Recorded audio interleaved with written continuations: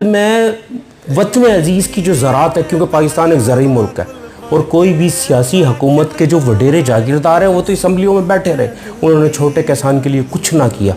और यकीनन देखें, जब फसल हम लगाने जाते हैं या अपना दूध बेचने जाते हैं तो हमारा दूध नहीं बिकता, फसल सीज़न पे बेचने जाते हैं, हमारी कोड़ियों के मोल, हमारी मकई बिकती है, गंदम बिकती है, कपास हमारी कोड़ियों के।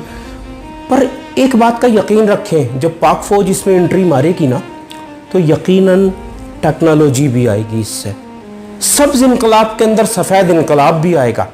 सब्ज़ इनकलाब देखें, दुनिया में हम देखते हैं जदीद तरीन machinery, technology, genetically modified seed और दीगर चीज़ें और भी बहुत सारी चीज़ें जो हमारे पास नहीं है। तो यकीनन जब पाक फ़ौज आएगी तो यकीनन हमारे लिए आसानियाँ पैदा होंगी। कवानीन में जो कदगन है उसमें अमेंडमेंट की जाएगी। मेरे